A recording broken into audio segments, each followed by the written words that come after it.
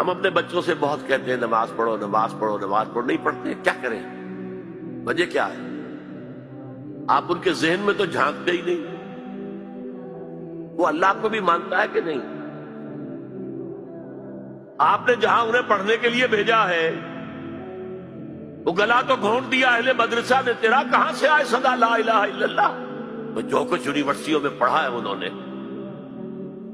نے اگر پڑھی ہے بایولوجی، ڈارون کا نظریہ پڑھا ہے، ان کے دماغوں میں بیٹھا ہوا ہے۔ انسان تو صرف ذرا زیادہ ترقی یافتہ حیوان ہے اور کچھ بھی نہیں۔ there is no essential difference۔ جیسے گدھے اور گھوڑے میں کیا فرق ہے؟ گدھا ذرا کورس قسم کا اینیمل ہے اور گھوڑا ذرا ریفائنڈ قسم کا اینیمل ہے، اور کیا ہے؟ اب جس کے دماغ میں یہ بیٹھا ہوا ہے وہ آپ کا وعظ اس پر اثر کرے گا۔ پہلے فکر کی تطہیر کرنی ہوگی اور ایمان کی ترویج کرنی ہوگی۔ پاک کرو اس کو، ان کے ذہنوں کو ان نظریات سے، اور ان کے اندر قائم کرو ایمان اللہ کا اور رسالت کا۔ پھر اگر کہو گے بھائی دیکھو قرآن میں نماز پڑھ سکتے، پڑھے گا،